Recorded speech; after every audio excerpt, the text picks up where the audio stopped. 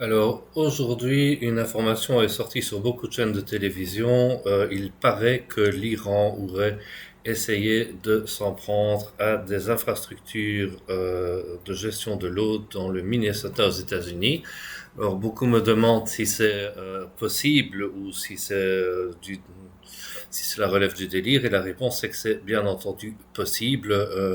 On sait que les infrastructures de gestion de l'eau sont parmi les infrastructures essentielles d'un pays. Sans eau, la vie n'est simplement plus possible.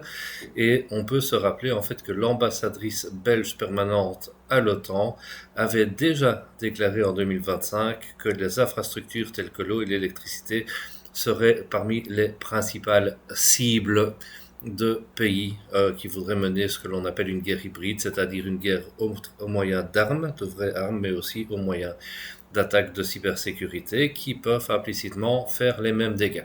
Alors comment est-ce qu'on peut perturber les infrastructures de gestion d'eau d'un pays? Il y a plusieurs façons de faire. En Floride, il y a quelques années, on avait eu une cyberattaque dont le but avait été de secouer les systèmes SCADA. Alors le système SCADA, c'est ce qui gère sont les automates qui gèrent un peu ce que l'on injecte ou pas dans l'eau qui va devenir potable pour les citoyens. Et donc ce que la cyberattaque avait permis de faire, c'était d'injecter du chlorure de sodium, donc un peu plus de lessive dans votre eau potable si vous voulez. Et cela peut conduire évidemment à la mort de personnes. Heureusement, la cyberattaque avait été arrêtée. En Israël aussi, ça s'est produit près du plateau du Golan, début des années 2020. Il y a eu quelques attaques, mais là c'était d'une autre nature.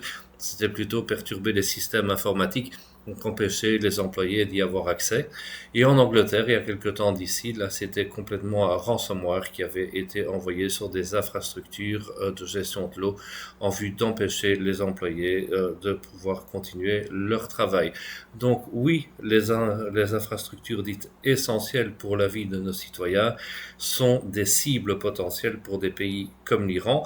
Et ce qui est intéressant évidemment pour ces pays, c'est que là, il n'est pas question de tirer un missile vers la Belgique, de tirer un missile vers les États-Unis. Non, en fait, le missile, c'est une cyberattaque. Donc il n'y a pas de question de portée et c'est beaucoup moins impressionnant qu'une guerre classique. Et donc la population s'y attend beaucoup moins, mais ça peut faire des dégâts qui sont tout aussi grands.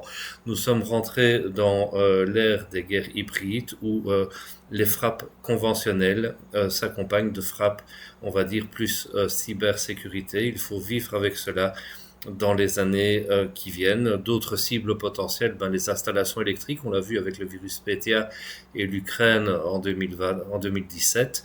Les institutions bancaires, en France, les principales raisons de suicide, c'est en fait le problème de financement et de crédit. Donc imaginez demain que les banques soient paralysées et que vous n'ayez plus accès à votre argent. Donc voilà, ce sont des infrastructures essentielles, il faudra les protéger.